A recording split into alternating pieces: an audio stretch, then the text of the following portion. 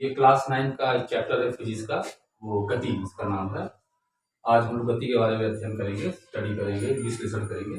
तो गति की परिभाषा, गति किसे कहते हैं, उसकी परिभाषा।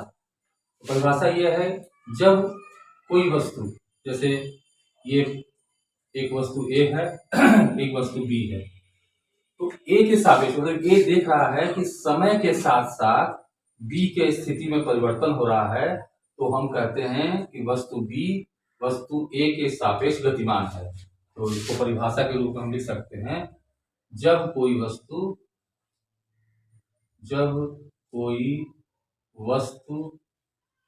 बी किसी अन्य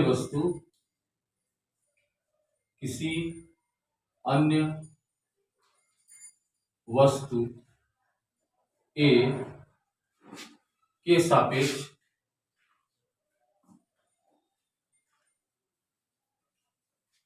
तो कोई वस्तु बी की किसी अन्य वस्तु ए के सापेक्ष स्थिति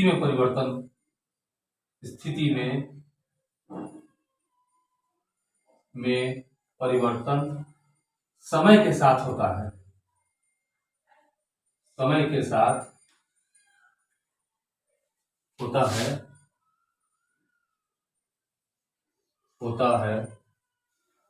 तो हम कहते हैं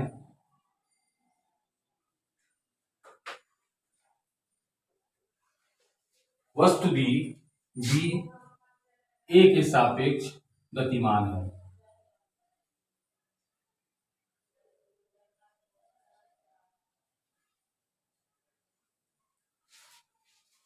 यानी जो हम कहते हैं गति, वह एक तुलनात्मक शब्द है। कोई वस्तु गतिमान है तो किसी दूसरी वस्तु के सापेक्ष ही कहेंगे कि ये गतिमान है। जनरली अगर प्रश्न में नहीं दिया है गतिमान है, तो इसका मतलब है कि वह वस्तु किसी स्थिर वस्तु के सापेक्ष गतिमान है। जब नहीं दिया तो कोई स्थिर वस्तु के सापेक्ष गतिमान है, इसको हम स्थिर कह रहे हैं। तो जैसे अब एक एग्जांपल लेते हैं कि एक बस है, उस बस में दो लोग बैठे हुए हैं, ए और बी दो लोग बैठे हुए हैं, और बी दो लोग बैठे हुए हैं, ए और बी। और बस के बाहर रोड पर एक व्यक्ति सी रोड पर है। बस ही गति कर रही है, मतलब बस मूव कर रहा है आगे, तो सी के सापेक्ष मूव कर रहा है। तो हम कहेंगे कि ए व बी सी के सापेक्ष गतिमान है। लेकिन बस में ए और बी दोनों साथ बैठे हैं, तो ए के सापेक्ष बी की स्थिति में कोई परिवर्तन नहीं हो रहा है, बी के सापेक्ष ए की स्थिति में कोई परिवर्तन नहीं होगा, तो हो रहा है, तो हम कहेंगे ए बी के सापेक्ष स्थिरावस्था में है और बी ए के सापेक्ष स्थिर अवस्था में है, लेकिन दोनों ही सी के सापेक्ष गतिमान अवस्था में है। ये हो गया गति की परिभाषा और उसका एक एग्जाम्पल। अब गति को जब हम भौतिक विज्ञान पढ़ते हैं तो गति को हम मेजर करते हैं। गति को मेजर करने के लिए जैसे विस्थापन, दूरी, चाल, वेग, त्वरण इत्यादि आते हैं। यानी विस्थापन को मेजर करके गति में किसी में विस्थापन के बारे में पूछ सकता है, दूरी के बारे में पूछ सकता है, चाल के बारे में, वेग, त्वरण। कक्षा 9 में हम लोग जो चाल और वेग पढ़ते हैं या त्वरण पढ़ते हैं, वो सब औसत त्वरण पढ़ते हैं। और जब हम कक्षा 11 बारे में जाते हैं, 9 में 11 में जाते हैं, तो वहां जब हम पढ़ते हैं तत्कालिक चाल और तत्कालिक वेग के बारे में पढ़ते हैं। तो कक्षा 9 के हिसाब से देखा जाए तो विस्थापन की परिभाषा क्या है? किसी दिए समांतराल में, जैसे कोई वस्तु ए बिंदु से इस तरह से रास्ते होते हुए बी बिंदु पर पहुंच रहा है, तो मान लेते हैं ये समांतराल टी है। तो टी समांतराल में वस्तु का जो विस्थापन होगा वो ए से बी की स्थिति बताएगा। विस्थापन मतलब ए से बी की स्थिति, यानी ए से बी को सीधी सरल रेखा में ज्वाइन करेंगे और उसकी दिशा में एक तीर लगा देंगे, यानी विस्थापन की एक दिशा होती है। तो विस्थापन का मान बताने के लिए ए से बी यानी ए बी लंबाई ए बी लंबाई, ए बी विस्थापन का परिमाण कहलाता है, विस्थापन का परिमाण है। और ए बी पर ऐसे तीर का निशान लगा देते हैं, यह विस्थापन सदिश है। विस्थापन सदिश मतलब यह बताएगा कि विस्थापन किस दिशा में हुआ है और कितना हुआ है। विस्थापन सदिश, ए बी वेक्टर को हम विस्थापन सदिश कहते हैं। सदिश, सदिश का मतलब ये हुआ ऐसी राशियां जिनको पूर्णतया व्यक्त करने के लिए हमें परिमाण, परिमाण में मैग्नीट्यूड के साथ साथ दिशा भी बताना आवश्यक होता है पूरी तरह से व्यक्त करने के लिए। तो ऐसी राशियों को हम सदिश राशि कहते हैं। तो विस्थापन ए से बी तक का जो लंबाई है वो विस्थापन का परिमाण है, और ए से बी जो तीर लगा हुआ है वह विस्थापन की दिशा है। अब हम देखते हैं दूरी। तो दूरी, दूरी को हम कहते हैं वस्तु द्वारा तय किए गए पथ की लंबाई।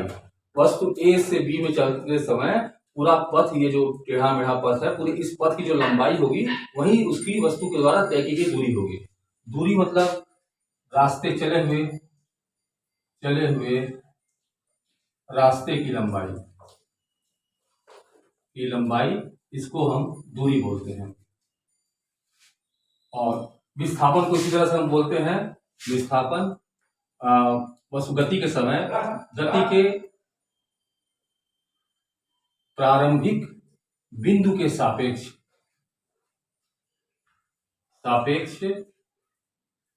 अंतिम बिंदु की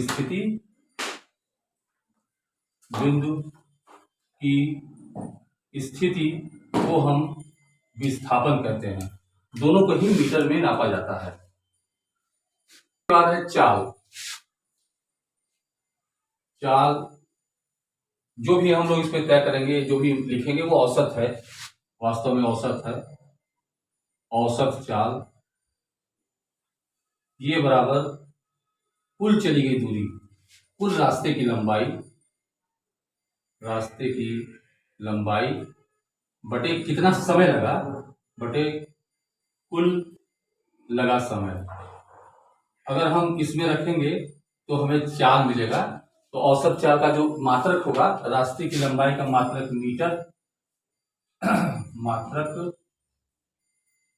मीटर और बटे में सेकंड। इसको सिंपली हम मीटर सेकंड की पावर -1 में लिखते हैं। -1 का मतलब ये हुआ कि जो सेकंड है वो न्यूमरेटर में, डिनोमिनेटर में है, मतलब हर में है, उसको ऊपर ले जाकर घात उसका -1 कर देते हैं, जैसे घातांक के लिए भी होता है। इसके बाद में वेग, जैसा कि है कक्षा 9 में हम लोग जो पढ़ते हैं औसत वेग के बारे में पढ़ते हैं।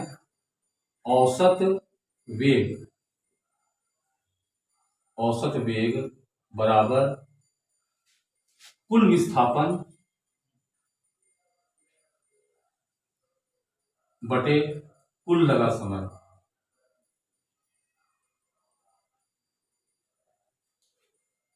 ये है औसत चाल और औसत वेग।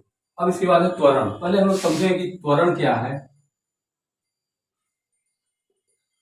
जैसे कि वस्तु अगर गति कर रहा है तो किसी विशेष समांतराल के दौरान हम औसत वेग ऐसे निकाल सकते हैं। औसत वेग मतलब प्रति एकांक समय में कितना विस्थापित हुआ। औसत चाल मतलब प्रति एकांक समय में कितने लंबाई रास्ते का तय किया, वह जो है औसत चाल औसत वेग है। त्वरण एक विशेष चीज, त्वरण यह है कि वेग में परिवर्तन की दर को त्वरण कहते हैं। जैसे कोई वस्तु अगर गति कर रहा है तो कोई जरूरी नहीं है कि वो हर समय नियत वेग से ही गति करेगा, यानी उसके वेग में परिवर्तन हो सकता है। जब वेग में परिवर्तन होता है वस्तु के, तो वेग परिवर्तन की जो दर होती है, दर मतलब हमेशा फिजिक्स में समय से भाग दिया जाता है। अगर कुछ और नहीं दिया है, दर का मतलब समय से भाग दिया जाता है, कितने समय में वेग में परिवर्तन हुआ है, तो उसे हम कहते हैं त्वरण। तो त्वरण बराबर, और त्वरण यहाँ पर भी हम लोग औसत त्वरण पढ़ते हैं। औसत त्वरण का मतलब हुआ वेग में परिवर्तन और बटे में कुल समय। यानी अगर वेग, प्रारंभिक वेग v1 है, अंतिम वेग v2 है, वेग परिवर्तन v2 - v1, और जो समय अंतराल है उसको t1 और t2 से देखें। t1 समय से t2 समय के बीच में जो समय अंतराल होगा उसको t2 - t1 कहेंगे। ये औसत त्वरण हो गया। हाँ, औसत वेग का भी मात्रक लिख लेते हैं। इसका जो मात्रक होगा वो भी मीटर पर सेकंड होगा। और वेग में परिवर्तन का जो वेग में परिवर्तन का मात्रक मीटर पर सेकेंड, और 22 समय का सेकेंड यानी मीटर पर सेकेंड स्क्वायर, इसको हम metre second to the power -2 घातांक के नियम से लिख सकते हैं। अब हम ये देखते हैं कि सबके एग्जाम्पल देख लेते हैं, चाल वेग का एग्जाम्पल, उसके बाद त्वरण का। तो चाल के लिए मान लेते हैं कि ये वस्तु बिंदु ए से बिंदु बी तक टी समय अंतराल में, T1 सपोज ऐसे मानते हैं कि T1 समय पर यह T बराबर T1 जब था समय A पर था, और T बराबर T2 पर वह B पर है, इसके बीच के समय अंतराल को डेल्टा T लिखेंगे। जैसे यहाँ पर V2 माइनस V1 है, इसको डेल्टा V लिख सकते हैं, और T2 माइनस T1 को डेल्टा T। हमेशा डेल्टा लगने का मतलब होता है फाइनल माइनस इनिशियल, मतलब अंतिम वेग माइनस प्रारंभिक वेग, समय भी अंतिम वाला समय माइनस प्रारंभिक वाला समय। यहाँ मान लेते हैं यह समय अंतराल delta T T2 minus T1 है, और इस पूरे पथ की लंबाई ये हम मान लेते हैं कि वो S मीटर है, S है मीटर पथ की लंबाई। और फिर A से B तक हम ज्वाइन कर दें, तो ये जो पथ की लंबाई यहां से मतलब पथ मतलब विस्थापन, ये A से B जो सीधा दूरी है उसको हम मान लेते हैं वो P मीटर है। तो हमें इस डेल्टा T समय अंतराल के दौरान जो वस्तु गति कर रहा है उसमें हमें चाल निकालना है, और वेग मतलब औसत चाल औसत वेग। तो चाल हो जाएगा इसका, चाल बराबर कुल चली गई दूरी s है बाई समय अंतराल डेल्टा T है, s बाई डेल्टा T इतना मीटर पर सेकेंड होगा चाल, यानी औसत चाल। और वेग जो होगा, वेग होगा कुल विस्थापन P मीटर है, और कुल समय अंतराल डेल्टा T है। इतना लिखने के पश्चात अब हम देखेंगे वेग एक सदिश राशि है, इसको बताने के लिए दिशा की जरूरत होती है, तो इसको हम दिखा देते हैं ए से बी की ओर, या लिख देते हैं ए से बी की ओर। और जब हम वेग का परिमाण लिखेंगे, वेग का परिमाण, वेग का जो परिमाण होता है, तो परिमाण का मतलब हाउ मच, परिमाण मतलब हाउ मच मैंने कितना, कितना है वेग का परिमाण, वेग कितना है, तो परिमाण ये हो गया P बटे डेल्टा T इतना मीटर पर सेकेंड, ये वेग का परिमाण हुआ।